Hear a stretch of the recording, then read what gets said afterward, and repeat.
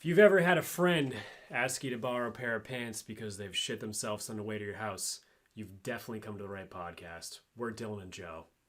It's a basement podcast. Welcome to the Dylan and Joe Basement Podcast. Today we have a very special episode. I mean, it's something that I've been thinking about for quite some time. It's glorious. It's lovely. If anyone can guess, because you're watching the YouTube video, obviously, you can tell that our podcast this week is going to be about historical blunders. Also known as biggest fuck-ups in history, and let's fucking go.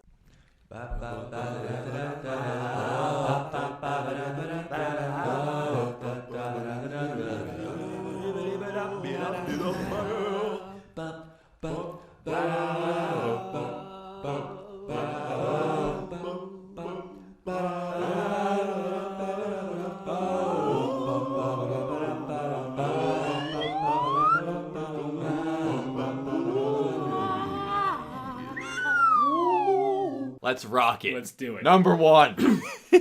Number one. I'm going to start strong. You ready for this? Yeah, let's fucking roll I right don't know if into you're it. ready for this, but we got to first Both barrels. watch the beers on the table. We forgot because we're at another exclusive, unidentified basement location. Right, an undisclosed Somewhere location. in this country. No one even knows. It's a basement. We barely know, but we're in a basement right now. So we're going to go after this. So Get after it.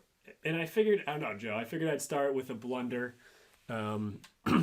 And this particular blunder, I can Biggest go off. fuck up in history. One of the biggest fuck ups in history is what Love I mean. There was a time in 2021, actually. Ooh, recent blunder. Recent blunder, where two best friends decided to go kayaking.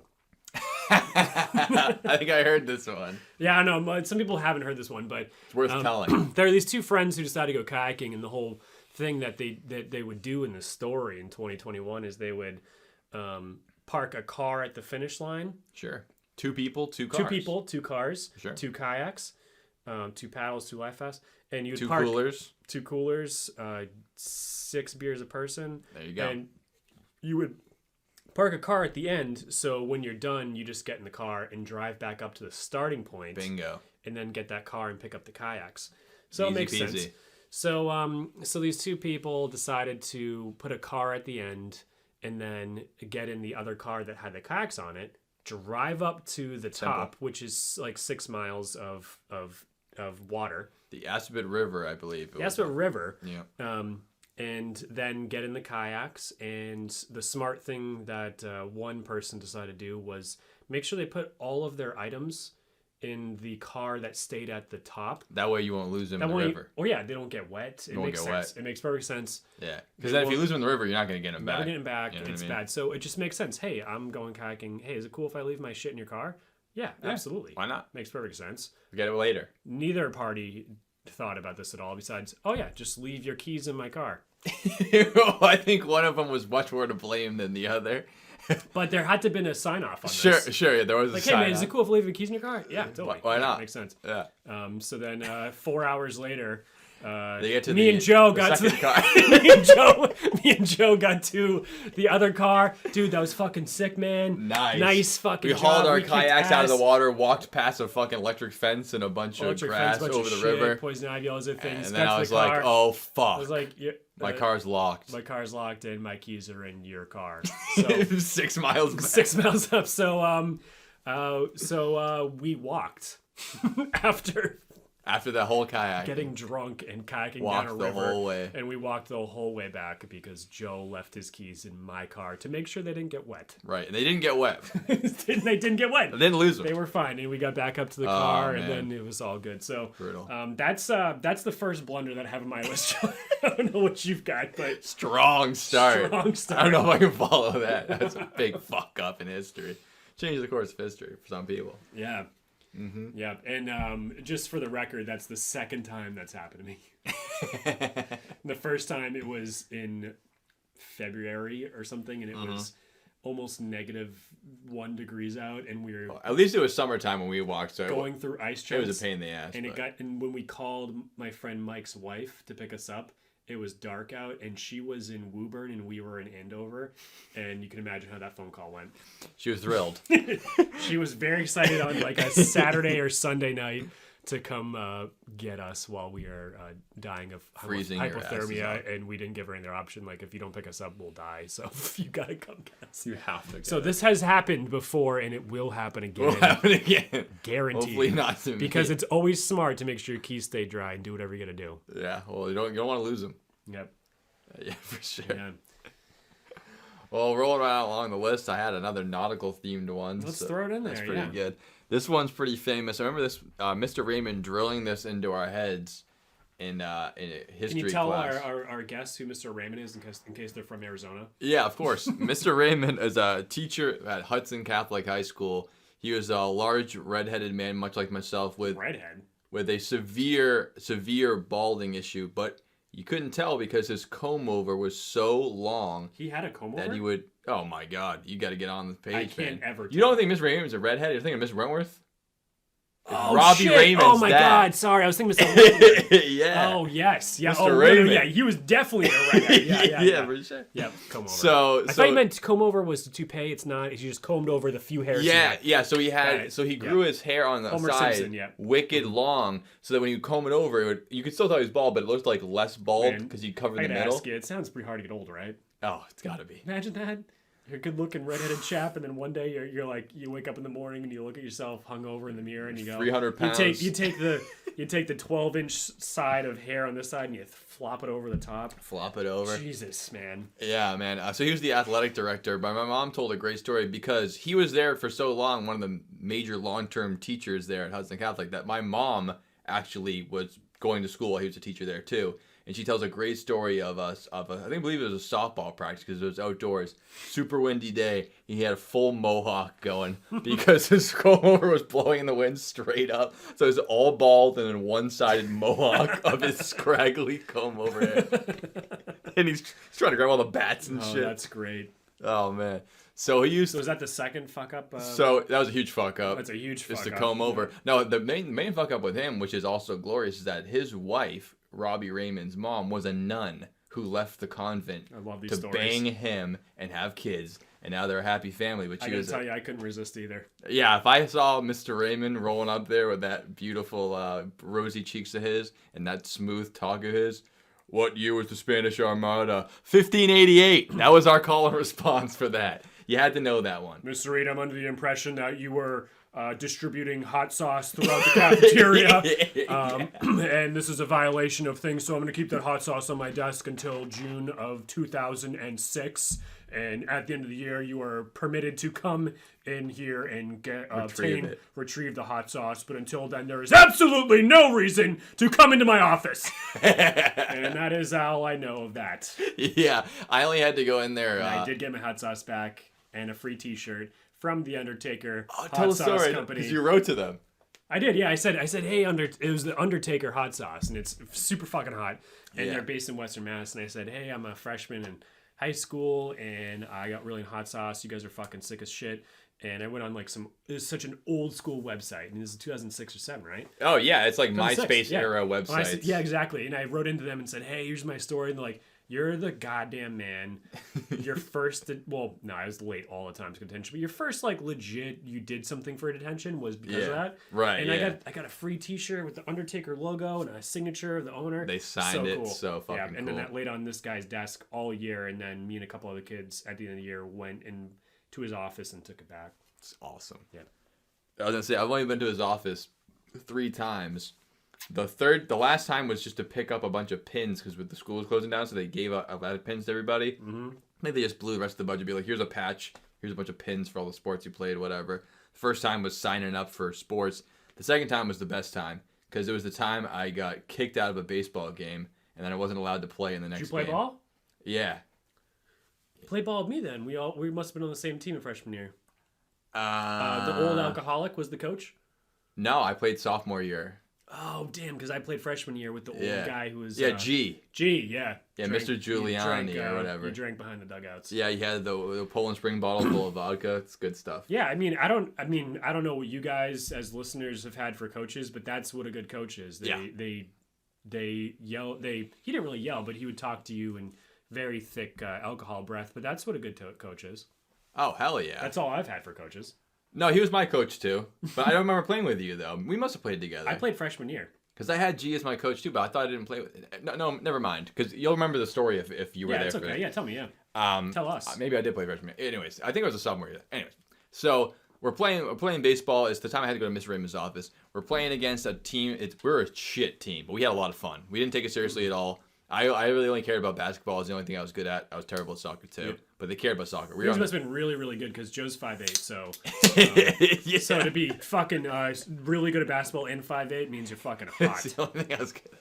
Yeah. So we're the JV team, which might as well be like the joke team. The varsity team gives a fuck. Everyone who's good is just on that team, and it's a small school, so anyone who's good, they automatically put you on varsity. Yeah. In fact, they put me on varsity soccer, and the first time I ever kicked the ball was the day they put me on varsity. So that's how small the school was. Yeah. So the JV team, we had a lot of fun, mostly joking around. Couldn't win a game for the life of us. We were playing another team. It was Neshoba Tech, which was famously one of the worst schools for sports in the whole league. It was the team we could beat at other sports. Well, it was like a weird group of white kids from a little bit north of us, but also more affluent. Right, but there was other schools. There's strange things, so they didn't have any fucking thing going for them. Oh no! I mean, there was tech schools like Monty Tech in Fitchburg, Keefe Tech in Framingham. I mean, they had kids who could play sports. Yeah, we had a bunch of kids whose parents thought they were the best thing ever, and then they got to real life high school sports, and got their shit beat out of them by Hudson Catholic. We're not any better, but we're a little better because we're not from Bolton. So yeah, it was one Catholic school in a league with a bunch of tech schools. But anyways, so this team was like the other team where every time we play them in a sport, we'd be like, we probably kick their asses. They're the only school that's worse than us. They have less people to pick from, and none of them are athletic at all. And I already knew, I must have been sophomore year because I already knew this one kid from playing basketball. Played basketball against him on JV, and he was like, we called him the big baby because he was probably like 6'3", and he hadn't hit puberty yet. So he had like a big fat baby face, fat belly, like curly Andy Milonakis hair. Yeah. And picture Andy Milonakis with a voice. I can picture that, yeah. So he'd be talking like this, but he was like twice my size, but he was gigantic baby. Yeah. And he played basketball. He was great at it because he would just get fouled every time and just do the thing where he holds the ball up. And he was so hard for us. He couldn't even run. He would like run like, I think he had a fucked up knee because he was a giant baby and his bones weren't big enough for how fat he was because he was so big. So he'd wear knee braces and he'd run around like he was like an aging like 45-year-old NBA player who's had like a full career and like his knees are just shot. Oh yeah. Yeah, but he was like 15 years old. Yep. So it was like you got a long life ahead of you. Kind of remember this guy. I don't even know if he's still alive or not. But so we're playing against him in baseball now though. He was great in basketball because that was his skill set. In baseball, skill set did not translate. Being tall and terrible at running was even worse for baseball. Not good for baseball. Couldn't swing. Couldn't run for shit. Like literally. Could not run. So I'm playing third base, and this guy got on base somehow. We probably walked him. We didn't have a lot of strikeouts. It's hard to throw a ball that far, honestly. As a pitcher for one game, I never pitched. And it's not as easy as it looks. I had a lot of problems throwing to first base from third. I had a lot of missed outs by me wailing, fucking shanking the front. Easy ground ball, throw it over the kid's head. Oh, sorry about that. Sorry. Easy out. Why are you playing third base? I should have been playing third. Get a double because you fucking can't throw. Exactly. I understand. Trust me, you're talking to the right person as far as baseball goes. This is the kind of team we Trust me, I get it. Yeah. So he's coming around second base, and by coming around second base, I mean picture someone who looks like they're sprinting, but they're moving like a snail. He's just whole body shaking. He get his shoulders going, his legs are going. Poor guy. And he decides to slide into third. Not good. Which I think it probably looks like. I don't know, like, you know when you're in Home Depot when you see the bales of, like, loom or, like, bark mulch? Probably, like, one of those getting pushed over. It looked like that. It's not good. As he slid. It was just flopping all over the place. And he went down, and as he went down, I went to tag him, because you have to tag the runner at that point. And because he was sliding as I tagged him, he ate it super hard and just flopped all over the place. Oh, it's a big mess. And he made a big mess of himself. And they were like... The umpire is like he's safe, and I was like, bullshit, he fell all over. I got him out, and he goes like, you better fucking watch it, all right? I saw that, and I was genuinely surprised because I was like, I don't know what he's talking about. Yeah, he's talking about this kid doesn't know how to slide, and he's twice my size. So the next inning, I get up to base, and I crack one of those beautiful ground balls to second base again. Automatic out. I'm gonna be out. Yep. So I do it. At least you hit the ball. I mean, I'm giving you a ton of credit. Yeah. Sophomore year hitting the ball. That's a big achievement. I had the best batting average of my life as a sophomore. That's incredible. Actually, me too. Freshman year was better than my whole life. 10 years before. Yeah, I don't know how You're that on happened. the Marlins. I was on the fucking Cardinals. We know. Yeah. I was the worst player on the team. And I was the worst player on the worst team. You were the worst player on the best team. True. So, but the whole team carried me and my brother, and neither of us had a hit. Yeah, I might have had season. 2 hits or Never had a hit. Strikeout. Never had a hit. That's how good that team was. I didn't have 1 hit. You still won every game. Guaranteed out unless I got walked. I loved getting walked, dude. So yes. Good. Yes, I'm on base. I love getting walked even in high school. I was like, sweet, let's put the strikeout. Yes. Yeah, I look like I'm doing. So yeah, it's a ground ball to second. I already painted the story out for you. Not only has this guy got tagged out and got called safe because he collapsed like a pile of loom. He also, I was mortal enemies with him in basketball season. I hated how he got fouls called on him. He was twice my size. I was even smaller than I am now somehow playing basketball. And this kid was, wailing on us. He was terrible, big baby. So I rounded out to second base, and they throw it to him at first base. He was always just the first baseman because he didn't have to move. You just stand there the whole time catching the ball. First base, yeah. He's not going to play outfield. Nope. He should really be catcher, but his knees would give out if he had to squat for more than half an inning. Yeah, I mean, this kid must have knee replacements now at age 30. Oh, if you know, buddy, if you can write in, give us an email. Please write in, you big baby. DylanJoeBasement@gmail.com. Let us know how your knee's doing. Oh, I would love to do a contest. We'll do rin sprints for 5 seconds. Yeah, we'll all play baseball again, actually. Yeah, let's play baseball. Anyways, so it gets tossed to him at first base, and he's already got the ball. I'm out. And this is something that you only usually do at home plate because you have to get tagged out, and you run through them. And this kid, I can't stress enough, he was at least over 6 feet tall, maybe 6'2", and he must have been over 200 pounds. Fat for 6'2". We had 6'2" kids who were skinny, and they were easily 170. Yeah. This kid was a big, fat baby, and I ran straight into him. It looked like I was knocking over a child. He fell right over. I was 100 pounds soaking wet. We're right into him. Boom. The kid goes, whoa! Falls over, drops the ball, everything. I'm like, I'm safe. You dropped the ball. But I was already out at the plate. Yeah. So he eats shit, and as soon as that happens, the ref goes, "You're out of here!" to me.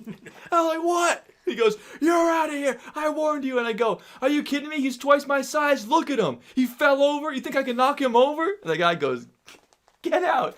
And I look over at G, and he goes, "Shut up." Shut up. He's like, he reminds me of the guy in The Sopranos, who wore the tracksuit with the gray hair. He sort of looks like him. Shut up. Yeah, the silver slick back. Yeah, and then he just tells me to sit down on the bench. Shut up. And I'm laughing. Everyone's laughing on the bench. I'm like, this is fucking hilarious. I love triggering people who know the response to you. Something like, shut up. Oh, that's great. Everyone was losing it. I was pissed, but I was still laughing when I got back to the bench, and everyone else was laughing at can you believe that? And I was like, look at the size of that fucking behemoth. And I knocked him over. I'm like, I barely even touched him. And I really did. It wasn't like I'm a big, strong, angry kid. I might have bumped him, and he went over I don't know if he flopped or what, but... So long story short, the next day I go into the office, and Miss Raymond calls me because I've been thrown out of a baseball game, which is a big deal. So it's bad for reputation of the school, it's bad sportsmanship, yada yada. So he sets me in there, and he goes, "So you got thrown out of the game? That's a really bad look for Hudson Catholic." And I go, "Yeah, I mean, I didn't mean it. I'm sorry, whatever. I knocked the kid over. He's twice my size. I mean, I wasn't like I got in a fight with him. I just knocked him over." Yeah. And he was like, no one's ever been kicked out of a sport in this school before. Man, I didn't know that. That's awesome. And for that, in that moment, because I was a kid, I was like, damn, I actually did feel bad. I'm ashamed. First of all, I was like, that's cool as hell. But in my head, I was also like, that's kind of a shitty look to do that. And then I immediately remembered my Uncle Pat was a pitcher. There's no fucking way. He lied to me. Are you kidding me? Chris Cormier played sports. There's no way. They've all been kicked out of games. Of course. There's no way you're the first one. He was just trying to make me feel bad. Uncle Pat is a little bit of a hothead. Oh, he got thrown out of football, baseball games. There's no way. So he tried to get me over on that. So anyway, he always told us he would just drill us on a couple of things we'd have to remember in the year. If we learned those, he'd feel like he's successful. And he said, 1588, we say Spanish Armada. Because in the year 1588, it was the most powerful nation in the world before the British Empire really took over. It was Spain. They had all this gold, this money. Oh, but that was 1,000 years before that. Really? I mean, I'm fucking don't know. 1588. It's we're into the Renaissance. We're pretty much in today's day. We got galleons. We got all that cannons. Rome's not doing so great. Yeah. Yep. So this guy, King Philip II, he has this mighty armada. That's basically the biggest naval power in the world, times 3. Mm-hmm. And he sends them to England. He's actually making a power play for basically, I'm going to run the world now. England is not nearly as powerful as Spain, and Spain has, like I said, the biggest navy times 2. They send him over there, and he gets fucked up because a giant storm happens. Oh, I fucking love these stories. All these big plans. And that whole journey over, leading up to the actual battle, ends up he loses the entire fleet of Spain, and it sends him back like 10 years.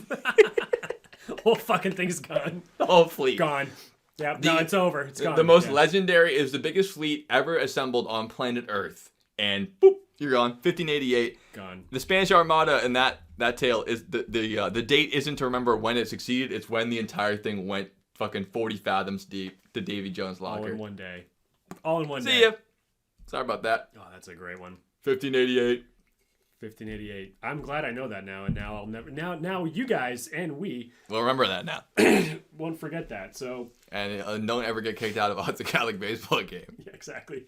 And I never got kicked out of a Hudson Catholic game, but I was just for the record, I wasn't taken out by stretcher because I don't know if they had those there, but I was 2 people carrying you kind of evenly. Pretty much after I got obliterated and was throwing up on the side of the field during football. Definite concussion. The priest had to drive me back to school from home to pick me up because they didn't have that. The priest was an assistant coach also. And the main coach was the funeral director. So, this is the football team I played on. We're not making this up. Yeah. So that's a crazy fucking story about the Spanish fleet. That's fucking wild. I didn't know that. Yeah. And that's hilarious. Yeah, that tied in very nicely. When anyone thinks that you have to give a presentation at work or something and you're like stressed out, like, oh, I might fuck it up. No. You can't fuck it up like that.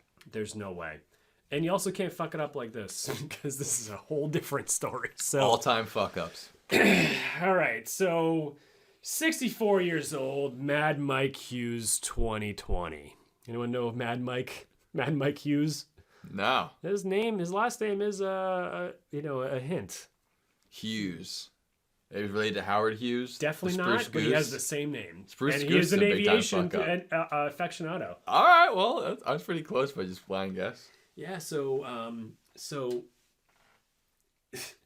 Mad Mike Hughes was all over social media and Reddit and YouTube especially. Okay. Because he decided to take upon a life purpose that a lot of people have, but he decided that he's going to do something about this. Not just be a guy, not just be a flat earther. He's going to prove it. Oh, I think I know who this is. So Mad Mike Hughes has a lot to prove, and he said, he's basically going to... A lot of supporters on the internet. He's going to rewrite human history. Mm-hmm. This is what he's doing. And he's already done that, by the way. He's already done that through all of his saying it's not possible, the earth is flat, here's why, the earth is the center of the universe. All the pictures are doctored, it's a hoax. Yeah, it's a hoax, it's fucking things. When you're in an airplane, it's basically a TV screen. Like, there's just all sorts of... Yeah, there's an ice wall that surrounds the earth. That's why you can't go around it all the way. Yep. There's no edge. It's just a giant ice wall. Exactly. It's all good. It's all good stuff. Yep, exactly. So him and his partner, Waldo Stakes. And you're not making this up. Like, hey, it's me. I'm not making this up. Oh, now, my God. It's me, Mad Mike. I need a partner. And some guy goes, it's me, Waldo Stakes. I can help you out. Let's build a steam rocket. And we're going to launch you to 5,000 feet. Steam rocket. And we're going to take a video of this. And we're going to see with our own eyes. This is actually... the people at 5,000 feet, which is... It's like a Wallace and Gromit sketch, building a fucking steam rocket. At least they fucking went somewhere. This 5,000 feet, what is the tallest building in the world? 3,100 feet? I mean... I'll look it up right now. It's the Burj Khalifa. It's not that fucking high. Is 5,000 feet is... We're getting some information here off of... let's say 5,000 feet is almost a mile. Okay, so nothing's that tall. So we're going a mile up. 5,250 would be a mile, I think, right? Yeah, the tallest building is about 2,700 feet. All right, so he's going pretty high up, actually. I mean, for 2,700 feet is the Burj Khalifa. Yeah, but a regular like passenger jet is at 35,000 feet, and it's not even close to space. Yeah. But you can still see the curvature up there, but you could also just get on a Delta flight. Yes. And just say that this is... Right, so I was hoping, I was thinking at least that he'd dig, unless you think there's TV screens in the windows, because I was thinking he'd say, I'll build a rocket, and rockets can fly higher than planes. That way I can really see if it's the curve or not. So if you're building a rocket and it can go only 1/5 of the height of a jumbo jet, it's not worth building a rocket. Yeah, or higher. Because I don't know if you guys know this, actual rockets go quite a bit higher than that, all the way into space. Yeah. And you can really see the curvature there. You can really... Actually, you can see more than the curve. You can see an entire sphere, and it's called a planet. Just like all the other planets you can see with telescopes, like, Mars, Jupiter, all spheres. Yeah. That's my favorite part about Flat Earth is that they still, a lot of them still say, like, oh, no, those are all planets, but Earth's not that, though. That's the craziest thing. Oh, yeah, Jupiter's round. You can clearly see that, but Earth is a flat disk. Yeah. We're the only ones that are different. Yeah, it's cool. A really hard conspiracy to sell people on. In my mind. But that's why I'm surprised at how many people are subscribed to it. I mean, the sun's even around. Days, I'm not surprised, but like... Yeah, I know. It used to be a joke, but now it's like a majority of the population actually believes it's insane. Of a certain sect of the population. Yeah. So... YouTube lovers themselves. So, when God made Mike, he broke the mold. Mike was the real deal. This is obituary you're reading now? Mike was the real deal, and he lived to push the edge. And, God bless him. And Mad Mike and his assistant, what was his name? Lynn? Waldo Stakes. Waldo Stakes. Sorry, not Lynn. Waldo Stakes and Mad Mike built a rocket in his backyard. A steam rocket, not chemical fuel. For about $20,000 they spent on equipment to build this fucking thing. So you could buy a new Toyota Corolla would cost more than that, pretty much. Yeah, totally, yeah. Then a Corolla for $18,000 these days. Steam rocket in your backyard. Yeah, and he had donations from his fans, right? That helped from fund. Like he did like a GoFundMe, I think. I think that he definitely did. Yeah, he did. It's not independently wealthy. Yeah, it doesn't say that here, but I bet he did. I remember that being in the story. I might be mistaken. Yeah, so March of 2019, he got inspired because he got to an altitude of 1,800 feet and deployed some parachutes and fucking landed that shit. Nice, that's pretty good. And he was glad he did it.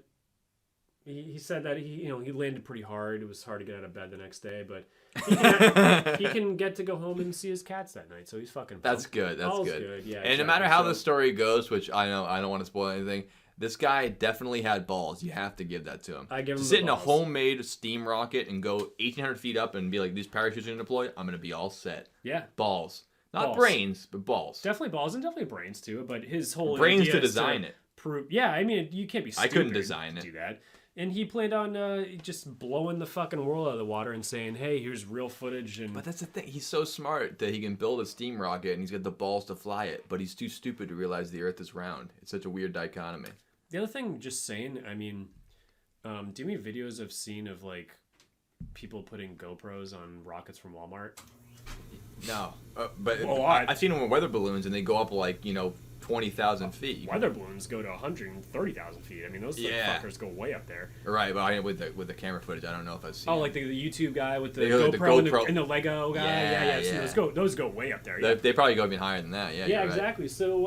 So back to the story. So this is a good fuck up. Waldo and our friend Mad Mike. Yeah, that's better there. I don't know if you guys heard that. We just had a steam rocket going off outside. The steamer's kicking in. So 64 years old. In March of 2020, Mad Mike decided it's a big fucking day to take off near Barstow in California, I think. Barstow, probably. Yeah, I can't read. And I think at around another 1,000... So shortly after takeoff, his parachute deployed.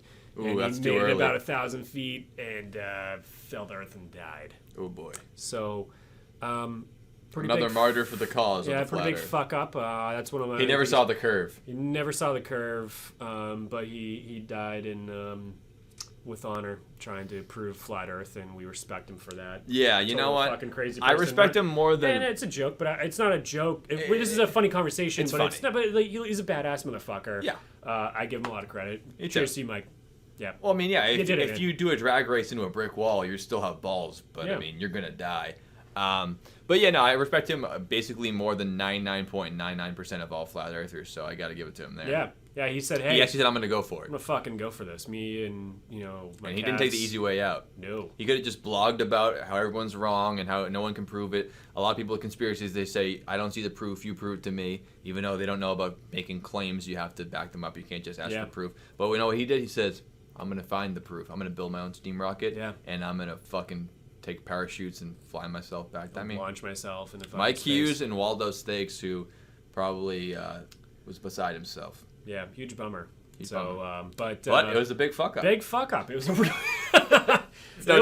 real big fuck up, and that's why we're here today talking about Mad Mike Hughes, fuck up number 3. Yeah, pour one out for Mad Mike. Pour one out, guys. Let's take our first break. Good fucking afternoon, guys. Today's episode is brought to you by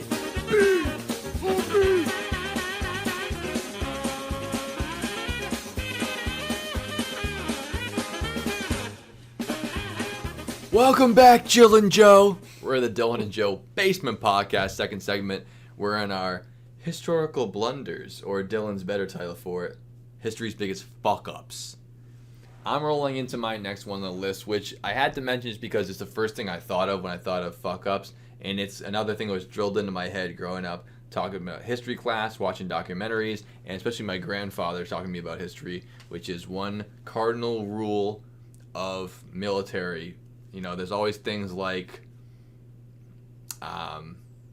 couldn't think of anything, but there's a lot of rules. Hole is a hole. That's a good one. It's a good military saying in the Navy. There's never. I think it's a Navy thing. Never break your supply lines is one of them. It's like those little rules where it's like you don't think of it, like if you ever had that happen, you just have to do it. Everyone who's a military leader knows all these rules, and one of them you get taught, I'm sure, at West Point and probably in every military school around the world is you don't invade Russia in the winter. That's something I've heard too. You just don't do it because many people have tried to do it, and of course, in your head it sounds that'd be terrifying and cold, but the war machine is a slow-moving thing, and when you're trying to conquer the world, you can't wait a whole year to do it. You gotta do things when you gotta do things. Just gotta get it moving. In ancient times, they would often have when they first created the idea of a campaign. It would be like the season of the year where you'd fight wars, and then the winter would come and everyone would take the winter off. Like literally everyone would. War is so because it was so hard to survive. It'd be like, we can't fight a war here, you can't defend a war here. We're taking these 4 months off, and we'll start the war again next year, campaign season. But as you roll into the modern era, you have more and more industrialized war, and people are finding out that like the whole rules of survival don't matter anymore. Just like, well, why don't we just fight in the wintertime? That way they can't defend themselves, they're starving to death. Even better for us to fucking go kill them. Right. So even though there's many invaders, you know, in the 1,000 years leading up to the Russia we know and love today, it's always been owned and maintained by those tribes of people who live in the Russian country area there that spans from Europe even to Asia. And I want to start with the most famous example, second most famous example, which is Napoleon Bonaparte, who was running shit in Europe. We talked about him on the podcast, really feeling in the past. He basically was the emperor of Europe. France was a huge powerhouse in the early to mid 1800s. This guy was conquering countries left and right. Yeah, I think he was 5'7" or 5'8". I thought he was Isn't like that weird? 5'3". I thought he was like 4'11". Okay. Because you think that like famously he's so short, but I guess that that's one of those things like sheep fuckers. The Welsh. Good point. It was made up by his adversaries to be like, he's a tiny little man, he's a little gnome of a man, in order to like slander him. Shrek, yeah, but actually... Lord Farquaad. Yeah, Lord Farquaad. Yeah, exactly that. But actually, he was average height for men of that era. Height? Yeah. Or he might have been a little bit smaller, but it's just, I mean, not like to quote Glorious Bastards again, not circus freak small. Thought you were little, man. Height, yeah, let's look at that up just to make sure. 5'6". Okay, so he's a little bit shorter than us. Okay, 5'6", pushing it. Yeah. Yeah. Coming from two guys and who are we're 5'8", so he's pretty short. Yeah, it's 5'6". He's still taller than Andrew Thrain. Definitely taller than Andrew Thrain. I wouldn't call Andrew a circus freak, you know. Yeah, also, if anyone's wondering, my shit your pants reference to start off this podcast was about our one of our hottest guests, Andrew Thrain. Oh, it's sexy as fuck. Can't wait to see him again. He sharded in his Jeep on the way to my mom's house in senior year in high school, and the first thing he asked me was for a pair of pants. Anyway, so 5'6", Napoleon Bonaparte. Wow, so Maximilian Robespierre, the guy who was in charge of the head lopping, 5'3". So really, 5'3". I mean, especially in the 1800s, he was average height. I mean, you and I are around average height for men in America, but you know, there's plenty of people that are like 6'2", 3". Like, plenty of them. I mean, I'm not really taller than most people. Yeah. But anyway, so yeah, not famously short, Mm-hmm. but famously an amazing military officer, and became literally he was just a general that they crowned the Holy Roman Emperor of fucking France because he was kicking so much ass. And he decides to do the thing that you're not supposed to do, invade Russia in the winter. Dumbass. They march in, and it takes them months of even getting into the deeper part of Russia. Now, Moscow is not at the far, far west end of Russia. It's a bit in. It's a bit in. It's going to take you, which we'd think it's like, it's probably like a California width, like probably like from California to Oklahoma before you actually reach Moscow from, Jesus Christ, Germany, the edge of that. Yeah. And they were, and don't forget, they're using wool clothing. It's the 1800s. They're riding horses in. And by the time they even get close to trying to invade Russia in earnest, and classic Russian mentality, which is when people are invading, you just ditch the city and back up and take all the food with you. So the longer they go, the less food they have, and the more they freeze to death. And by the time they reach an actual fight, they're basically already dead. And Russia's been doing that forever. They did in the 1800s. And by the time he reached a major battle, they had already lost more than half of his troops. Smart. Hadn't even fired a musket ball yet.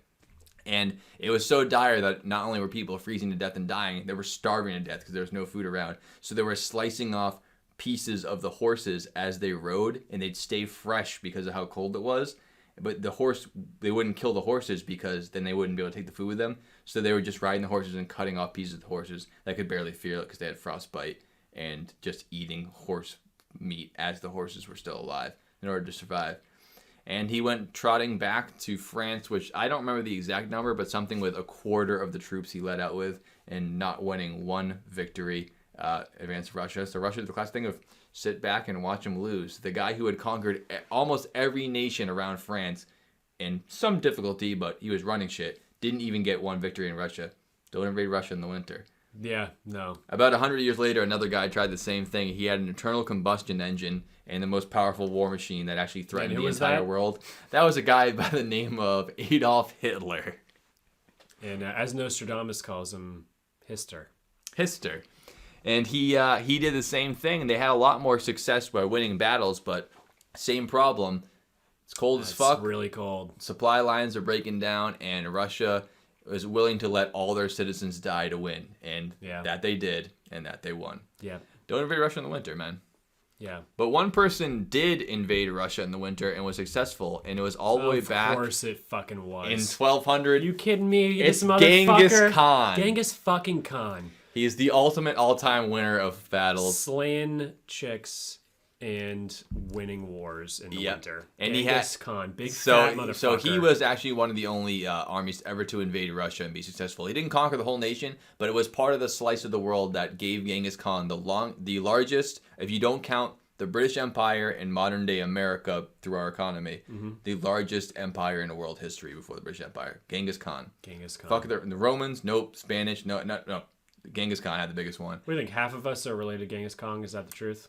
It's not half, but I think that it's like a 16th of all human beings have like a percentage of Mongol. Genghis Khan come. Yeah, some shit like that. Some insane stat. I think like I might. Oh yeah, you do. I can see it on you. You can see it on me. No, but not me, but my sister's 23andMe came back that she has. I was gonna say Somalia. What's the Mongolian? Nope. Oh shit. Just Western Russia. What's that? Cossacks. You're thinking too. You're thinking too much. Okay, sorry. Siberian. That's northern. My sister has Siberia, Russia, in her 23andMe. So that means that I didn't take. No, I am plenty Ashkenazi Jewish. That's not something that is like that's like I'm like a Polish, good Russian kind of I'm Jewish. Like 5% that like it's like a higher number. Nice. The good part of me. yeah. Yaksamash. Me, plenty of that. Plenty of Ashkenazi Jewish in me. That's not a fucking question. But Mazel tov. No, but my sister's got some Russian in her, so I would think that probably Genghis Khan has something to do with that. Mm-hmm. Yeah, that's why I'm so strong. You know what I mean? Very much could be. Yeah, interesting enough. Because of Genghis Khan. So I brought that up just as a quick aside. Yeah, obviously, famously fucking everybody. Strong. Everybody. Famously strong guy. But yeah, basically ran shit on such a mass level between just his brutality and his tactical brilliance, and also the idea that all his fighters grew up riding horses from the time they could walk. So basically, you're the best archers in the world, and you could ride a horse from when you were a kid. Like the Dark Knight, only they went into training way younger than when Bruce Wayne did. Yeah, and then everyone else couldn't stand a chance. They rode against him. So I brought that up as a quick aside that this is a great story about the Khwarezm Empire. Have you ever heard of it? Me neither. Here's why. Around in 1218, Genghis Khan, which he usually did, was send a caravan of 500 emissaries to a new empire and say, just pay us, because you've seen us win so many times. Don't be an idiot. Just pay us. Let us through. And so many powerful empires paid him. They're like, we don't want to die. Just here's the money, and we'll keep paying you. Yeah. So this empire, Khwarezm Empire, he decided to arrest all 500 of the emissaries. So Genghis Khan said, oh, you must not have heard me. I'll send another group. And he sent 3 ambassadors to be like, you must have fucked this up. And when he sent 3 ambassadors, this Shah of the Khwarezm Empire decided to decapitate 3 of them. And the next year, 200,000 Mongols showed up. And now we've never heard of the Khwarezm Empire because within 2 years, they were completely wiped out. Big fuck up. Big fuck up. Don't poke the bear. Nope. Don't do it. Yeah, I know. They'll take care of you. That's that. Yeah, Russia. Crazy time. Crazy place to invade. So don't do it in the winter. Joe, how many more do you have on your list? I have 2 more. 2 more. I got 3 more, and I got one that's gonna take. It could be 30 seconds. It's something that has to be mentioned on biggest fuck ups. It has to be said. Let's mention it. Just does.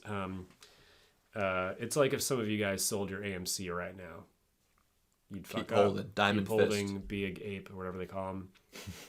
You're an ape. Yep, hold apes. We all know Steve Jobs and Steve Wozniak from Apple. They're co-founders. I think Steve Wozniak famously drives a Chevy Volt. He's anti-Tesla, so he's stuck with the Chevy Volt. Gotcha, this is a fact, in case you're wondering. I actually love the quote by him when they asked him about the new iPhone. He's like, I get one every time they come out with them. They send me one, and he's like, I can't tell the difference. I really love that. I just respect him for shit like that, where he's like, I honestly have more money than God. I don't care about it, really. Well, my thing is, when you actually interview and ask those people questions, it's... Well, because he's not currently like the CEO and like the face of the company, so he can just be honest and be like, I don't give a fuck. It's refreshing as fuck to talk to those people because they're shockingly human. Yeah, for sure. Not Mark Zuckerberg, but well, he's the opposite of that. He's a fucking robot. Shockingly inhuman. He's weird, but yeah, I mean, imagine just starting the business. Like, fucking iPhone. They really did start it in a garage. Like it's no shit, So he still kept on to that like little humanity, down to earth part of himself, which Steve Jobs kind of turned into more of a figurehead and iconic thing, and he was in more of a face than he was in the new American Horror Story season with the aliens. Steve Jobs was? He was, yeah. Wow, that's something else. Look, dude, they did that thing where it's... Oh, the CG thing? Weird. That's really weird. Yeah, so strange. You ever heard of John Wayne? Yeah, the actor, yes. You know John Wayne? You guys know John Wayne? Yeah. You ever heard of Ron Wayne? No, not Ron Wayne. Ronald Wayne, 3rd founder of Apple. That's who Ronald Wayne was. Oh, he's the that guy from the Beatles who the drummer who left like a year into the Beatles. Yeah, pretty much. I don't know his name. Might be the same guy, just recycling over and over again. Get it on the ground floor and leave on the first floor. Yep. Yes, exactly. He was. It's whatever the fuck this means. I mean, you guys tell us. Yeah. Ronald Wayne served as the venture's adult supervision. Oh, the porn subsector of Apple. I guess so. Yeah, exactly. That little room in the movie store that has the beads. The one in Marlborough, Massachusetts, that is now a meat shop, had it was like a spiral staircase with a curtain. Oh, nice. I've also seen saloon doors.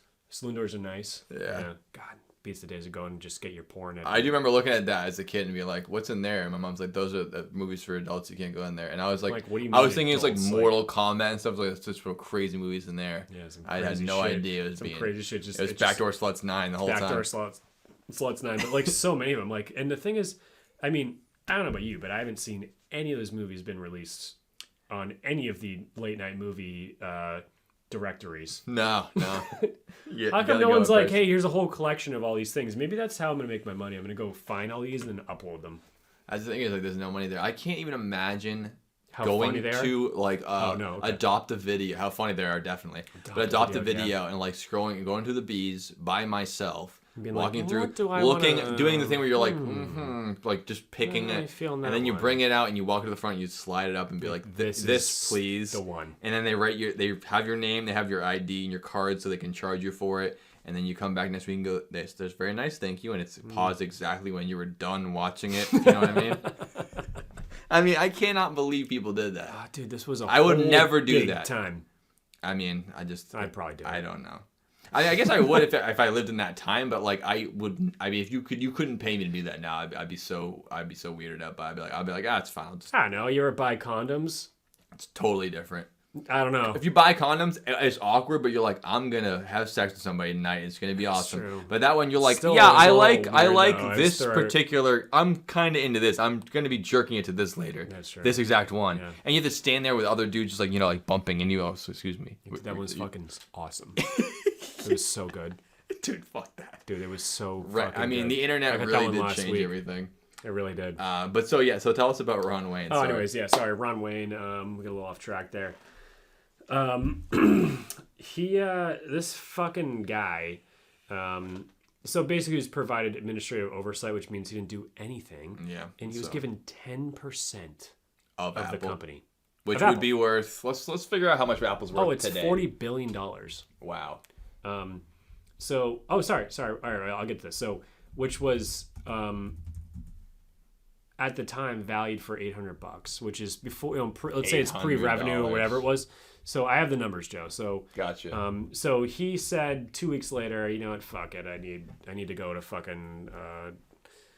My bill at Adoptive Video is getting high. Yeah. I gotta make some moves. Move some money around. I gotta move some money around. I keep going there and buying all these VHS porn tapes, and I gotta sell this shit off. It's getting. Yeah. I got a big nut I have to cover. Exactly. Net $800 will go a long way. Mm-hmm. Just because I can't stop going to this. So I should probably sell 10% of this company. That's probably not going anywhere. So it's probably not going exactly. It's just a bunch of stupid ideas. So I'll take my $800 and I'll laugh my way to fucking my future. Yeah. Well, that's cool. Unfortunate for Ron Wayne. They skyrocketed shortly thereafter, and today that 10% would be $35 billion. Just because Ron Wayne wanted to buy more porn at Adoptive Video. If he just held on, that's the story I'm hearing. If he just held on to that money, he would be by this point, without doing anything else, just holding on to that 10%, one of the richest people on planet Earth, just by holding on to that. And never mind if he took the money, invested, whatever else he could have done with it. But just don't do anything. Just do that. $35 billion, which would make him the richest woman in the world. It would. Yeah, exactly. So now he's, I don't know what he's doing today, but I'm pretty sure he killed himself the next week. Yeah. Probably. He's like, I could have $10,000 right now. Exactly. He had no idea. 10 grand, $35 billion. I could buy my own porn studio with that money. Yeah, exactly. Yeah, that's awesome. That's a great fuck up. I could leave my wife and then just have more porn. He's such a great life. Oh he my God. Fucked up bad, and God fucking knows where that fucking guy is. I have no idea, and I would actually like to know, but we don't have time. So I hope that he wrote a book about this and sold some copies. At least made $800 off of it. Yeah, exactly. Hey, think before you have a porn addiction. Rewriting his whole story. Exactly. He rented porn. Ron Wayne, you want to be on the podcast sometime? Write in DylanJoeBasement@gmail.com. I'm Ron Wayne Pilgrim. I have a big porn collection, Pilgrim. We'd love to have you on here. I see some questions. And if we could have your cousin Ron Wayne Gacy on, I'd love to talk to him too.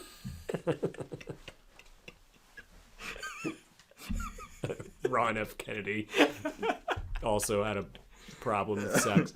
And if you also have since you're really good at investing, if you want to invest in the Dylan Joe Basin podcast, we can get better equipment and possibly studio. So, bad advice isn't always bad advice as long as you know it's bad advice. Yeah. You just do the exact opposite of what he advises you. It's actually good advice. Exactly. We're just asking. Now we want to ask Ron Wayne. Not Gacy, just regular Ron Wayne. Could you give us some money? Could use the studio. We'll give you 10% of the podcast.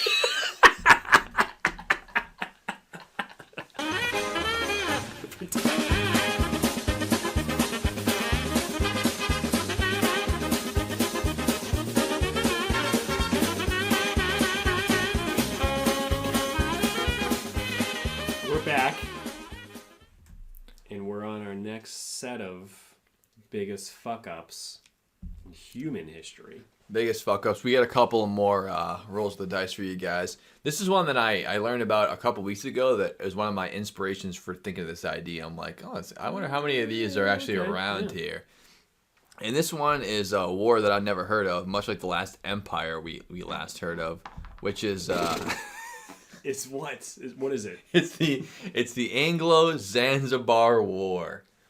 And the reason why we haven't heard about it will become apparent as I describe it. Zanzibar. So that's a fucking map in Halo, isn't it? It is. It's the one with the big rotating ring in the middle of it. Yeah. Actually, if you go on Teams, you can do that as a background. It's automatically filled in. Yeah, I've done it. Yeah, I remember one of the dudes I work with put it up, and he's like, "What's this from?" And I go, "That's Zanzibar Halo 2." And he says, "You fucking know that?" I'm like, "Yeah." Hey, you dumb fuck. Of course what do you I do. Think this is? What the hell is wrong with you? You never played Xbox? Fucking loser. Zanzibar, fucking asshole. Anyways so so Zanzibar, it was a military conflict. The United Kingdom. Now at this time, they were still probably the most powerful nation in the entire world. It's the late 1800s. It's 18. The UK was. It's 1896. So I mean, this is before World War I. They still are like running shit all over the entire planet. Yeah. Not as powerful as they were like in the early 1800s, late 1700s, but I still going into World War I. I mean, they were not to be fucked with. But until Austria-Hungary. Yeah, they were good shit. Right here, Fred. Yeah. Anyways, so they go and they have to fight with the Kingdom of Zanzibar and the Zanzibar Sultanate, which I'm guessing is like a shogunate. It's like the Sultan of Zanzibar, and it's in August, and they rolled in there with their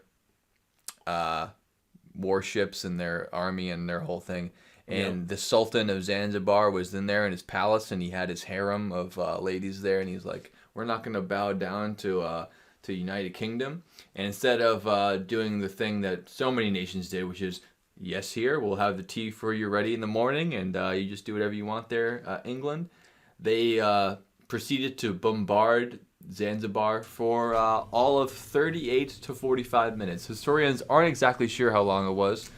I wish we knew. Somewhere between 38 and 45 minutes, yep. And the Sultan called it off, and he said, "War's over. We're done. We give up." 45-minute long war. Didn't even last an hour. Entire war. They said, "We're going to war with you, and we'll fight to the last man." And 45 minutes of shells hitting. He goes, Yeah, no, just I was trying to be tough. Yeah, and now that looking back, I probably should have just rolled, because I basically already did roll, but now all my shit's done and people are dead. And this isn't good. So just back off. So but may go on record as the fastest war in history. The Anglo-Zanzibar War lasted at most 45 minutes. Probably shouldn't have happened at all, if you ask me. Yeah. So, there it is. Big fuck up by Zanzibar there. Definitely, yeah. Sounds like... certainly sounds like it. So, all right. So, I got one. Mm-hmm. So, we have mentioned this before. I'm trying to remember what episode. It might have been somewhere around 10, 5, End of the World. Mm-hmm. This type of thing. Probably End of the World, End of Z World. End of Z World. Fire les messages.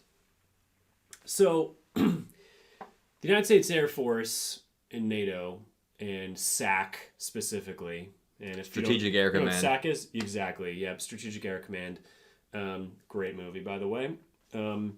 Decided that during the height of the Cold War, right off the bat, they're going to start a program called Silver Arrow. Project Silver Arrow. Cool name. Very cool name.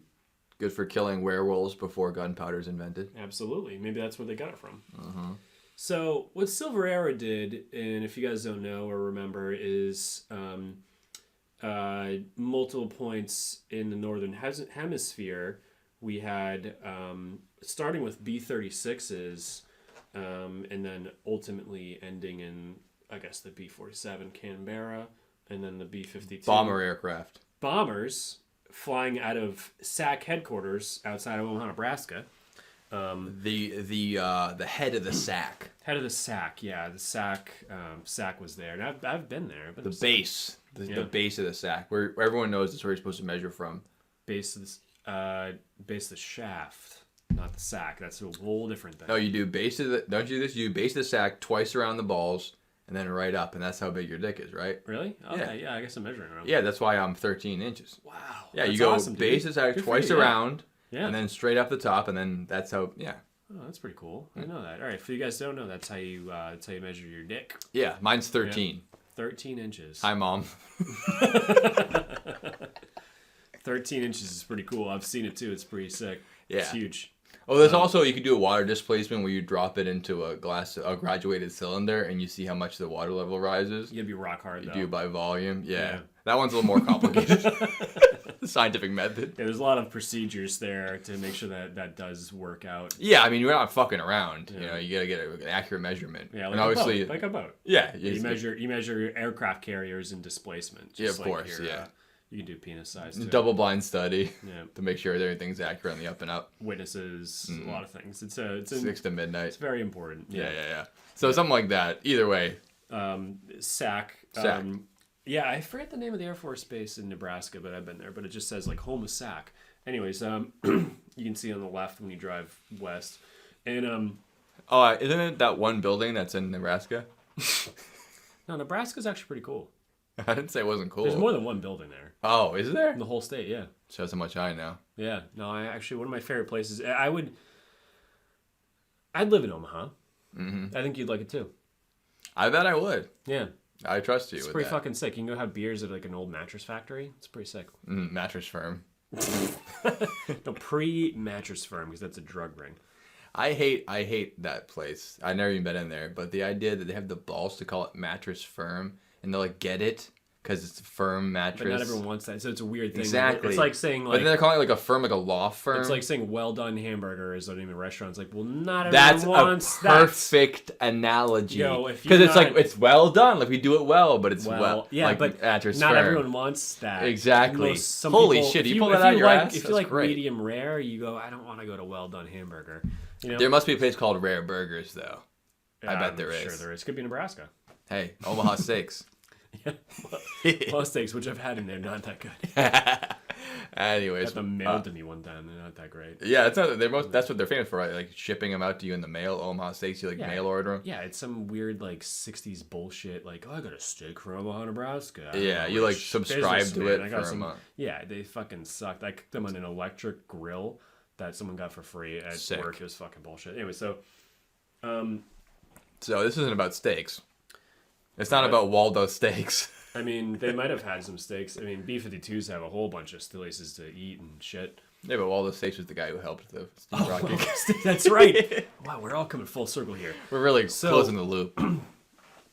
So, Silver Arrow, pretty wild. This is just about the wildest story we'll talk about so far. Besides, fucking Mad Mike Hughes. R.I.P. Mad Mike. R.I.P. man. Cheers. Pour one out for Mad Mike. So for like 30 years, the Silver Arrow project existed, and let's just keep it simple. Not about the B-36, the B-47, B-58, whatever. It actually, B-58 wasn't involved. There's B-52s. There was a constant within, I think, 45 minutes. There was a B-52. About as long as the Anglo-Zanzibar War. As long as that whole war went. Yeah. There was a B-52 with 1 to 4 thermonuclear bombs, which are, the level of atomic warheads. Atomicness compared to Hiroshima and Nagasaki is somewhere like 10 to 50 times more, like way bigger than that. Yeah. 4 of them. Just cruising. So the purpose of this project was because if Russia launched a nuke at us, we automatically responded with a code that you couldn't take back. So if that happened, those bombers, they're all going to different strategic points, as seen in the movie Dr. Strangelove and How I Learned to Love the Bomb. How I Learned to Love the Bomb. It's exactly that. It's exactly what it'd be. Now you have 15 B-52s surrounding Russia, dropping nuclear bombs on strategic targets, ending the world. Boom. So they're going to end the world by launching us. It's mutual destruction is what's called. Yeah, mutually assured destruction. Mutually assured destruction. Mad. It's a mad, mad, mad world. Sack mad. So this did backfire a few times. 3 times specifically, if not probably more. What? I know. Pretty crazy, right? So how could anything ever go wrong with that insane idea? January 17th, 1966. This isn't the first. This is like middle, but a B-52. And this is after they've already designed and built intercontinental ballistic missiles, ICBMs. Yeah, but they still had the planes holding bombs flying around. They're like, just as a first responder plan here. Yeah, because they could launch missiles. I mean, now we don't have planes flying over; we still have missiles poised. Yeah, the '60s was the Minuteman missile, and it was a constantly maintained liquid oxygen, just like the rocket's missile. You just and keep like fueling expensive. It up over and over. They had to constantly the workers there. My father-in-law was one of them. Oh, yeah. They had to exchange the fluids and maintain. So them. Now inefficient, the most inefficient. Yeah, thing. now we have some other system or whatever it is. But anyways. We still have nuclear bombs on a lot of bombers, like they're capable, like B-1, sure. B-52, other things. They even make them smaller, but whatever. So actually the first one, before I get into the Spain one, a B-36 crashed in Canada on February, chronologically. Nice. February 13th, Canada, those aren't our enemies, are they? They're not. 1950. But there was a B-36 flying from Anchorage, Alaska to... I think Sac in Nebraska, and it crashed due to weather. Anchorage, Alaska to Sac in Nebraska? Yeah. I don't know. I'll ask you. What happened next? Airplane crashed, and it was a lead-cored hydrogen bomb that went missing for a while. The idea that it ever goes missing is like, what the actual fuck? Yeah. It's the most destructive thing in the world. It's like, I don't know where did I leave that? Canada, and now you have an airplane that shouldn't really be there, and it's missing, and it's hydrogen bomb, which is degrees more powerful than the bombs dropped on Hiroshima and Nagasaki. God damn, we talked about hydrogen bombs during the End of Z World. We sure did. So go back to that one, episode 5 or whatever it was. Yeah. So so that's the first one, and it didn't go off. So then we have 2 of them. So we have 1964 and 1966. So I guess we'll start with 1964. Sure. This one's the craziest one. If not, I mean, possibly, who knows? But they're all pretty crazy. Yeah.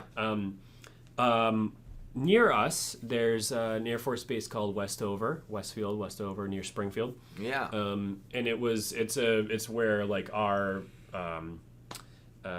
National Guard is, and they fly the F-15s, and the C-5 Galaxies are all there right now as we speak. They moved from Otis. Yeah. But it's a common place for transcontinental flights and whatever is to land, refuel, rearm, whatever. Mm-hmm. Big facility there. Yeah, big facility there. And there's this guy, I forget his name, but he was a decorated B-17 pilot in World War II. And in 1964, his job, he was assigned to the Silver Arrow Group. So like, you know what this is. And he told his wife, hey, if you ever get a phone call that's weird, just answer it. It's probably me. And she said, okay, weird. He's like, but you can't really tell her what he's doing.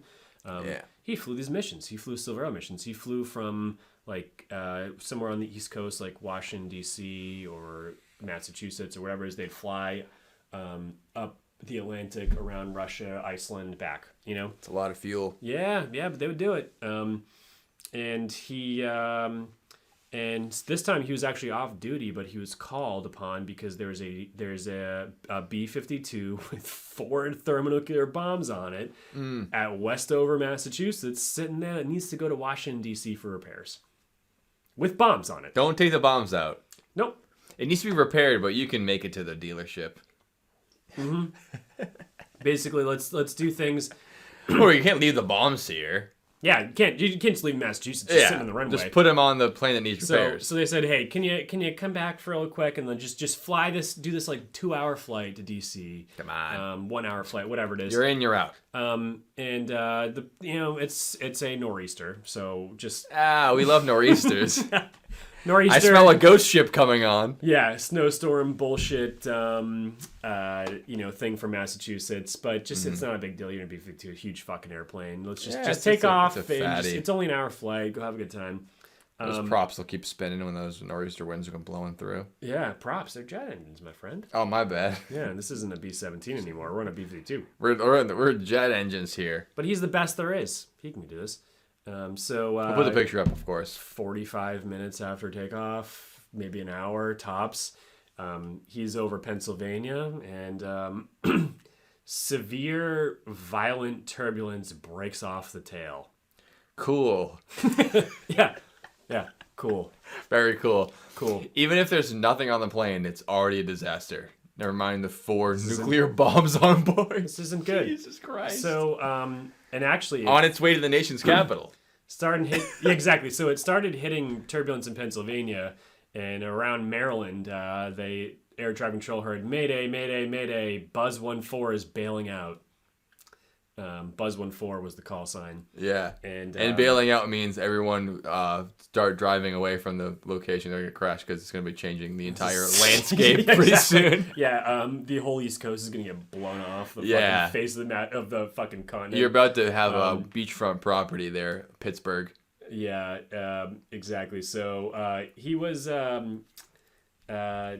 29 years old. Holy shit, he's our age. It's terrifying. He's our age. And he's flying this motherfucker, and they crashed in Maryland, and he walked a couple miles to a farm and called his wife and said, hey, you're gonna hear something, but I'm alive and well. Yeah. And that's the story. So number 2 crash was Buzz 14 in Maryland, and those bombs didn't go off, but the airplane fucking crashed. Good thing it's not like nitroglycerin. Like, it doesn't just go off by impact. But you gotta wait for this story. But it's still volatile, and it's much more deadly than TNT. So, part 3 of 3 of the Silver Arrow project. It's the miniseries Big Fuck Up Silver Arrow Edition. Big Fuck Up Silver Arrow Edition is January 17th, 1966, 1 year after Buzz 14 crashes in Washington. Ooh, isn't that the same year as the Cuban Missile Crisis? Washington, D.C. Oh, yeah. Area. So, good question. I don't know. Keep going, Hall. I'm listening. So, shockingly, a B-52 collides with a theme here. With a Boeing KC-135, which is a air refueler. It collided with another plane. That particular plane is a refueler, so it's full of jet fuel. That'll add to the fuel to the fire, as it were. It collided over Spain's Mediterranean coast, and when it collided, it happened to drop 3 70-kiloton hydrogen bombs. Oopsie daisy! Shit! Shit! Right near the town of Palomares, and 1 in the sea. So, and everyone there's just eating. That means lunch. it dropped 3 on land and 1 in the ocean, is what that means. And that could have been quite a day for those That was folks. really something. So the cool thing about this story compared to the other 2 is that it was returning to North Carolina following a routine fucking mission to do the SAC bullshit and whatever it is, and was refueling, and it collided with the fueling boom of the tanker. So if you know what the KC-135 is, it's a 4-engine jet, maybe Boeing, and it has a big penis sticks out of the back. That's maybe the length of a school bus, and it's really hard. And they measure twice around the sure do from exactly, and then up the shaft. Up the shaft, and about a school bus long. And what it did was someone fucked up because they're probably 29, and well, they're probably even younger. Really, it's like me and Joe flying a B-52, and we are responsible for 4 70 kiloton thermonuclear bombs, and keep in mind the biggest one ever detonated in the world was the Tsar bomb at 50 kilotons, 57 or something like that. That was the biggest in the world in history. So there were 4 of them a little bigger than that. So like the Hiroshima ones were like 14, so by like multiple of those on top of that, like you can't. It's those things where it's like, it's like hey, earthquakes. Dude, I'll give you $100 million. This you go, how about you give me 110? You're like, all right, fine. Like that extra 10 million doesn't fucking matter. So it's just that. So so it collided with the fueling boom of the tanker and ripped the bomber open and ignited fuel and killed everyone. Oh, so they couldn't even try to save the thing. Yeah. And actually, 4 of the 7 men did decide to parachute to safety, and they must have been the ones to refuel it, right? The people on the actual bombing plane died. B-52 actually, half the crew died, half didn't. Oh, okay, so they didn't all die. Yeah, and however, the cool thing about this one is that none of the bombs were armed, which means that the bombardier or whatever, they flip these switches, they arm them. There's a whole panel down there. They go arm bombs. Then that's what it makes it so that when the ignition switch hits the plutonium little bullet there, then it's kaboom. Kaboom time. Yeah. So this is what basically all these stories aren't the most giant tragedies in human history, is that they weren't armed in any of these stories. Yeah, you gotta. It doesn't mean they can't go off, but the armed ones means when they hit. It's like turn the safety off of a pistol. Like turn the safety off and then throw the gun at the wall 20 times in a row with a bunch of kids in the room and see how that works out for you. Yeah, exactly. So, but explosive material into the bombs that fell to Earth did blow up on impact, forming craters and scattering plutonium all over the fields of Palomares. Nice. And then a third bomb landed. The radiation for landed. Huh? The little radiation. Yes. For the people exactly. Au revoir. Au revoir. My children have 3 eyes. Very nice. Very nice. Elephant's foot. It's a good reference to our Chernobyl. favorite show, Chernobyl. A third bomb landed in a dry riverbed, and then the 4th bomb fell into sea and was missing for a long time. But the Little Mermaid collected it for her little collection. Yeah, her fucking bomb collection. But the whole point is that 2 of the 4 bombs did blow up, sort of. They just didn't have the full ignition. They didn't sequence. have the full gas. But they weren't duds. They didn't just hit the ground. There's radiation fucking everywhere. Still have radiation going to rivers and oceans. That's cool. Yeah, those are good too because then it carries it, to make water sources nice all over. Yeah, that's awesome. Yeah, it's pretty cool. So that's a real big fuck up. That's a huge fuck up. No one really talks too much about. Is that I've never heard that 3 fucking times. Silver fucking Arrow. airplanes crashed. Which I guess it makes sense because of the history of, obviously military testing and then military action. There's only those 2 that have been dropped. But that means outside of testing, more bombs have been dropped by accident than on purpose. Because there was that... Nuclear bombs. Yeah. Have a lot of bombs in the Middle East. Yeah. I'm talking about nuclear bombs. Oh, yeah. And even in that story... Only 2 in the whole world have been dropped on purpose. Well...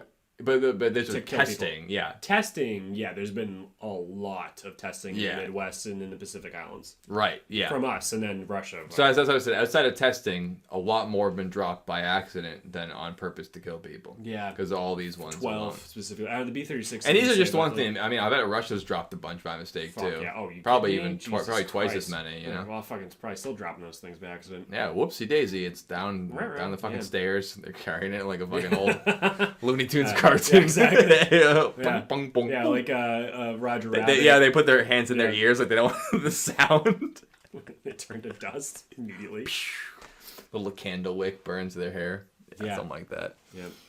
All right, let's move on to my last one here, which is not as good as that. That's fucking fantastic. This one is the oldest one that we've talked about so far because it's in the year 259 BC. I fucking love this one. You know this one? Wait, maybe I don't. So this is the first emperor of the Qin dynasty, and his name is Qin Shi Huang, and he's a Chinese emperor. And it's Qin with a Q. Yeah, Qin. Oh, sorry. Yeah, so you said with a Q. Yeah. With a Q. Not K. So he is a Russian. He's a Russian emperor, and he should not be invaded in the wintertime. That fucking guy is a Russian emperor? No, I fucked up the word. Sorry. He's Chinese. I'm looking at a fucking picture here. We'll put him up on the bot. You convinced me enough. I think he's Russian. Yep. Yeah, he's a Chinese emperor, and he was one of the first emperors to unify China to some degree. Basically, China, we think it was one country, but for most of history, it was like 12 different nations all fighting together. Kind of like Japan for a while. It's like they're all fighting together. Yep. We call it China now, but China wasn't called like China. Kind of like how Italy wasn't called Italy until like 1920 or something insane like that. It was Rome, the Republic of Napoli and all this stuff. Like Italy wasn't a country. I'm exaggerating, but it wasn't until like way longer than you think. Like the entire Renaissance, like America was becoming a country, and Italy still wasn't called the nation of Italy. It was called like, provinces of Rome and province of Lombardy, Tuscany, and all these things. Yeah. So that's an example of what China used to be like. Anyways, this guy was running the show, richest guy ever, and he was convinced he wants to live forever because he's got his empire now. Let's keep living. And he had a whole team of apothecaries or alchemists trying to come up with all these concoctions to create the ultimate immortality potion. Hard to like the guy. So he's trying they're trying all these subjects on obviously animals, definitely humans, and they're testing out. Oh, you drink this thing, arsenic. Oh, you're dead. Okay, we won't do that. And they're thinking more and more things, and they come up with the idea of drinking mercury. Smart. And they're convinced that if he drinks mercury, this will make him immortal. It's this amazing liquid metal. Yep. So the guy drinks mercury. Mercury man. Over and over again to become immortal. And this is great. This might be my favorite story so far. I'm loving this shit. And he's I have a good feeling about this. And the more he drinks it, the more powerful he becomes. And that's why if you look up at China today, he's still there. It works, folks. Drink mercury. He's immortal. He's still immortal now. No, obviously we talk about our diethyl mercury he had the story. voice of Doodle Bob SquarePants. You start making sense, and you're like, I don't know, this guy is in a different dimension or something. But is he still fucking there? Is his body still he was so gung ho about becoming immortal that he would kill his own subjects to test out the materials. But they finally settled on mercury, and like, finally, we're done killing our own subjects. We can keep drinking mercury. He died at age 49. Mercury poisoning. God, it's so weird. The emperor killed himself. Wow. Can you imagine? He killed himself by trying to be immortal. I love that story. Can you imagine what him fuck up taking a shit must have been like? Oh my god! Fucking a hot his skin must have been all fucking discolored and shit. Just his whole organs are just failing. Fucking looks like a guy like just. Ever use anti-seize on a bolt in a car? I mean, you were with me for a while, but it's just fucking metal like paste that just like gets everywhere. Yeah, he's just like silver and just shitting, just like just plasters whatever he shit into. I don't know what they shit into back then. Pots. I mean, he probably shit in pots, and the servants like took it away for him. This guy was rich. Yeah, but they saw that and they're like, "Yo, dude." Yeah, looks like immortality to me. What are you gonna tell me? He's an idiot? Yeah, exactly. Yeah. Oh, you go. Ah, that's nice. Great. Oh, okay. Here's your next vial of mercury. While your shit is literally just mixed with with mercury. It's just silver shit. That's fucking crazy. Just all those times of all the wars you had to win, all the economic policy, the unification of an entire nation for the first time before Christ. So it's like back in the days where like it's impossible to pull people together. He did all that only to kill himself by trying to live for too long and didn't even make it to age 50. Nope. Fucking blunder. Anyways, that was my last one. I love those guys. I got a good one. It's actually a pretty good one to wrap up the whole damn thing. Sounds good.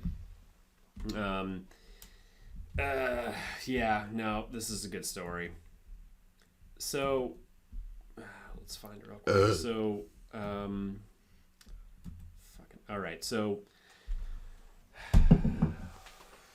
1914. So we're somewhere in the middle of all of our talks right now. Mm-hmm. And this is one of those things where it's like, just don't take it too seriously because, like, you just never know. And then throughout history, there's been some real fuck-ups, which is why we have these podcasts. That's why we're talking about it. I'm trying to pull names together, but this is about Archduke Franz Ferdinand. Oh, I almost had this on my list, and it's such a good one. It's a real good one. I'm so glad you saved it for the end. Yeah. I mean, we all know he's an immortal witch. Just check his Wikipedia page. I changed it when I was 16, and it says that he's an immortal witch who uses black magic. So he is. Pretty sure they haven't changed it since then. You did? Oh, back then. I changed it twice in a row, and they kept changing it back. But they used to be a lot more fast and loose about how you could edit Wikipedia. So I had it for at least a couple of days that Archduke was an immortal witch. So you looked up on Wikipedia, it'd be like, "Aren't your friends Ferdinand?" It would like be halfway down the article, and it'd be like, "He is an immortal witch." That's why. Well, I don't know. I'm spoiling the thing. No, it's great. We've all done that. Yeah. So Wikipedia, don't trust it unless it's today, which you can't change it that much anymore. Yeah, back in the day, we could though. Me and you both did. They used to be able to edit it. Me and Joe did a lot of work on Wikipedia. Yeah, we worked at that PDF. We really, really did. Yeah. Anyways, let's hear about it. So we got Archduke Franz Ferdinand. We got fucking this guy named Princip. The Black Hand. Fill us in. That was the name of the group from. Now what is that? Serbian rebels from. There's a lot going on in this story. Yeah. I believe that Princip is from as part of the Black Hand, but I'm stepping on it. So Princip, I think, is actually a person. He's the guy who shot him. Anyway, so yeah. Anyways, someone gets shot. Let's get into the story. Yeah, they all got shot. So two people got shot. So it was a beautiful Sunday morning on June 28th, 1914. Let's set the stage. There's never been anything called the World War yet. No. It's yet to be called that. Wars, but Archduke Franz Ferdinand spent the last few days walking around the shops of the city, taking in the sights. Crowds of people followed him. They're always fucking. He was doing a big politician tour, driving around like kind of like how JFK did in Dallas, for example. I don't know why that made me think of that. Just a little similar. Politician, wave, smiling wave. Yeah. I don't know why I thought of that, but Yeah, exactly. And he did his fucking thing, and he was like, "Hey, I'm gonna pick up my wife from the train station. We're heading to town, give a speech, talk with the mayor, all this shit." Sure. Press the flesh. We got some Bosnians in the mix. That's what it was. Bosnians, not Serbians. My mistake. Yeah, Bosnians. And they were recruited by the Black Hand to assassinate the Archduke. This is where we get out here. So there's 6 of these fucking guys, young dudes. Today we would call them terrorists. Today we'd call them terrorists. Yeah. Yeah. They knew the direction of the motor parade carrying the Archduke, and they positioned themselves along the path. Had some grenades, some guns, some cyanide pills, whatever they needed. Yeah, but they actually had like grenades too, or like basically like the fucking Looney Tunes like black cylinder with the wick, and you light it, and you throw it onto the thing. It wasn't like a frag grenade. You pull the pin out. It was a little more archaic than you had to like throw like a fucking iron ball bomb, like the psss. Yep. Yeah, it was different back then. They had cyanide capsules too. It must have been if they were captured so they wouldn't talk, huh? Yeah, or they just jam it down his fucking throat. Oh, it doesn't say. I didn't even think of that. Maybe they didn't get. They said, "Hey, just use this as." That's a pretty good terrorist starter kit, though. You have a big old timey wick bomb, some cyanide capsules, and you do what you got to do. You know where the motorcade's gonna go. You know their path, so get it done. Yeah, they knew the path, the thing, and then. The motorcade passed these fucking 6 motherfuckers, and he's in trouble now. And they didn't do shit because they said there was a large crowd and they were nervous and didn't. And it was a bunch of kids too. They were probably like 19 years old. 2 of the 6 of them. That's what happened. So yeah, they're a bunch probably young as fuck. Well, how else do you compare? You convince people to basically give their lives up to kill this important guy to change the history of a nation. So you're just sacrificing your life. It's hard to tell a 55-year-old guy to do that. An 18-year-old who's angry, it's really easy to do that. That's how you call it the military. Anyways, here's the guys. Anyway, so the next guy, his name is Nedeljko Kabrvnik. Yeah, it was. That's his name, right? I don't know. Yes. He tossed a hand grenade at the Archduke, and the driver increased the speed. Grenade detonated, didn't hit shit. No one cared. Actually, sorry, it hit a couple people, but whatever. Didn't kill him though. But it made a ruckus, right? Yeah. It was the attacker was arrested real quick, and all is good. So enough of that. All right, so now you get the driver, you get the Archduke, and you got his wife driving this like 1914 fucking car, and chitty chitty bang bang. Shit just went. Perfect example of the car type. And shit just hit the fan real quick. So everyone kind of, those conspirators, terrorists went their own way, and the Archduke was at the town hall, pretty shaken, pretty upset about the whole thing. They tried to kill me. They threw an old-timey bomb at me. Yeah, exactly. It's scary. And he wanted to head to the hospital to visit the wounded individuals because he was like, hey, I'm a good dude. I want to check this out. And his driver, who knew the routes, got lost going to the hospital. He couldn't find out how to get there. Yeah, exactly. He was just should have known the way. And which obviously nowadays it's completely gridded out. Like there's 10 contingency plans if roads get blocked. You can't just have like one taxi driver be like, oh shit, what was it, left or right? I can't remember. Shit, I took a wrong turn. Yeah.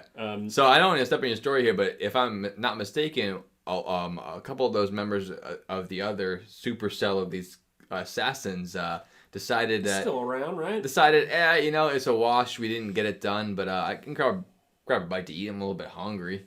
Yeah, probably. Maybe grab a sandwich, some tea, or something like that. Yeah, fucking croissant. I had a shitty day. It's fucked up. I'm honestly gonna get chewed out by whatever guy hired me. But I'll just eat my sandwich, and I guess it's all. The whole day's a wash. That's it. Yeah, we're screwed. Yeah, but they did. The driver took a wrong turn, and at Apple Quay and Franz Joseph Street. He took that's the turn. He took a wrong turn at that intersection. His name wasn't Franz Joseph Street. I thought it was. It's classic Dylan reading the shit with bad cadence. His name was Franz Joseph Street. Like, fuck it, it's Franz. I don't know. And this gave Pungy. Pungy. What was that from?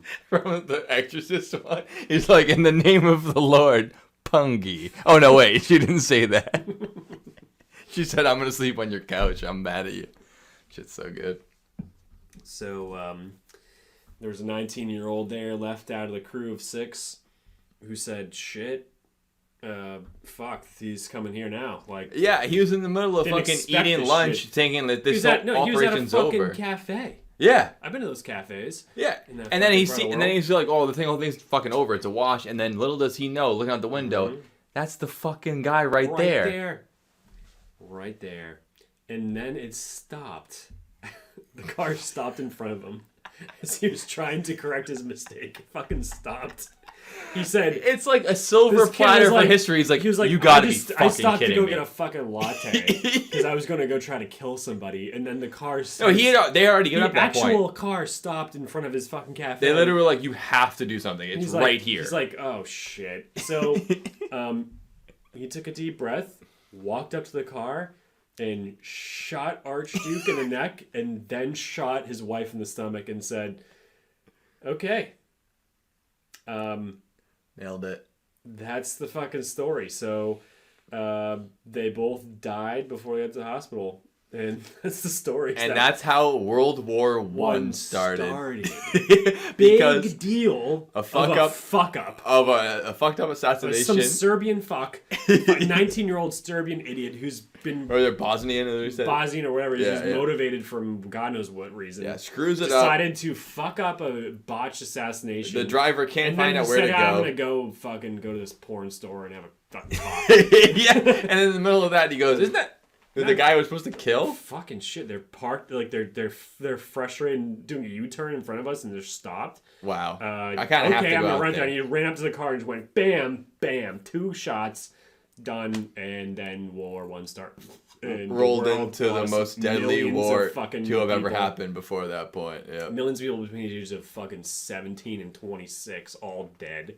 I mean, talking about the World War I is like basically the war that changed with technology more than any other war. It came from sabers and horses to tanks and bombers. Yeah, tanks and bombers. It started out with a fucked up old-fashioned granade and a chitty chitty bang bang car doing a U-turn, and it's really actually a perfect metaphor for the whole war itself. It sure is. Really changing it over that way, and the beginning and the end of chemical weapons league, like so, like oh shit, we're basically the whole idea is that our technology is surpassing our ability to murder people. It's too good now. Yeah. And we have to make laws about how good our weapons can be, and because it's just too much. Yeah, and there's like war crimes because you can't gas people anymore in war. Yeah, look, maybe talk about it in the future, but look up shit like Verdun. You can shoot people in the neck, but you can't gas them. It's like, what's Yeah. What? Being Napoleon, like the first charge of France is like, it was like 10,000 guys in like blue and red outfits like Napoleon on horses, and literally all of them died in like 30 minutes. Like, oh shit, war's different now. Let's wear gray coats and dig a hole.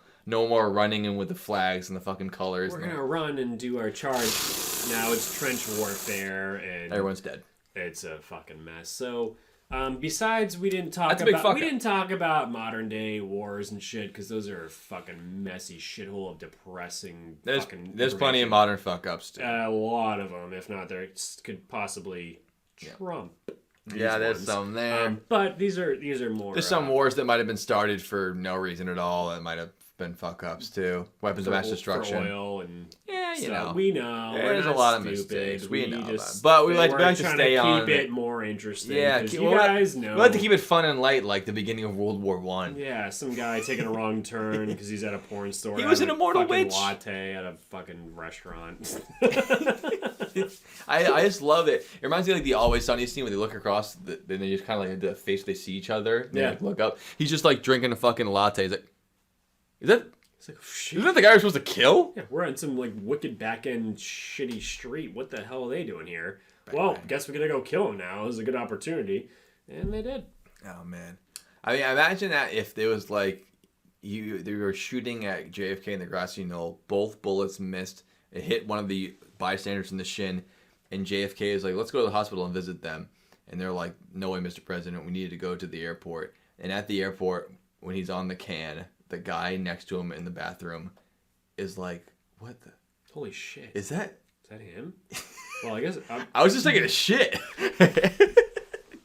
Yeah, pretty much exactly that. Bang bang. But that didn't start World War III, luckily for us. No, I think we're smarter than that now. Man, we're not actually, but no, nothing's changed. But you know, we like to keep our money. Our best. I like to think that World War III wasn't going to start because everyone will be broke, and it's better if we're all rich. So I think it's going to keep being like World War III will be like, you know, posturing. Like a lot of wars now. We'll invade countries that are like not that well off. But I can't imagine Russia, China, or America ever invading each other ever again in world history. It's much better to take over economically. Yeah. You could drop bombs, like nuclear bombs, but there's never going to be a version of Russia like being like, we're going to roll into the Cape and march upon Plymouth and take it. Like, that's never going to happen again. It's much easier just to financially conquer people. Because it's the modern world.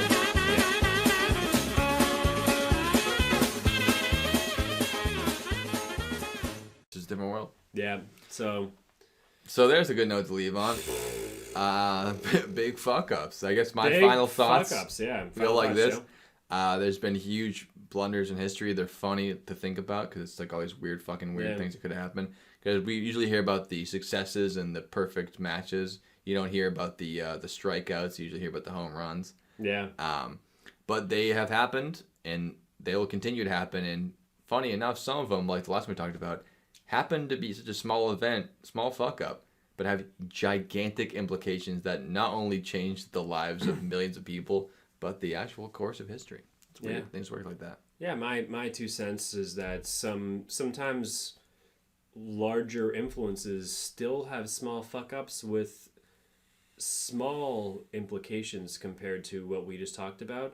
Some people decide to fuck Marilyn Monroe. Some people decide to fuck their secretary.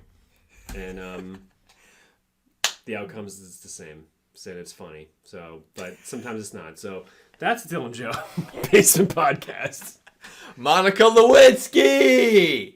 Write into dylanjoebasement@gmail.com. We'd love to have you on. Bring to the basement. What stays under the desk stays under the desk, and we'll see. I did not kill Franz Ferdinand.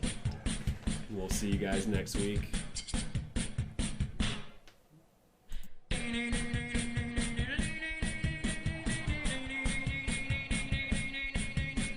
Severe, violent turbulence breaks off the tail. Cool. Yeah, cool. So he eats shit, and as soon as that happens, their guts goes, "You're out of here!" to me. I'm like, "What?" He goes, "You're out of here! I warned you!" And I go, "Are you kidding me? He's twice my size. Look at him. He fell over. You think I can knock him over?" And the guy goes, "Get out!" And I look over at G, and he goes, "Shut up!" Shut up. He's like classic. You're thinking you're thinking too much. The driver took a wrong turn at Apple Quay and Franz Joseph Street. That's the turn. He took a wrong turn at that intersection. Oh, his name wasn't Franz Joseph Street. I thought it was. It's classic Dylan reading the shit with bad cadence. His name was Franz Joseph Street. Fuck it, it's Franz, I don't know. In this game, Pungy. So now he's I don't know what he's doing today. Well, I'm pretty sure he killed himself the next week. Yeah.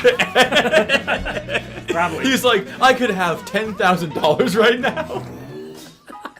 Exactly. He had no idea. 10 grand? $35 billion. I could buy my own porn studio with that money. Yeah, exactly. Now we want to ask Ron Wayne. Not Gacy, just regular Ron Wayne. Could you give us some money?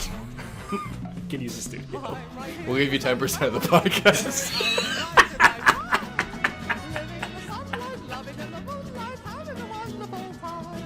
Don't worry. Why you worried?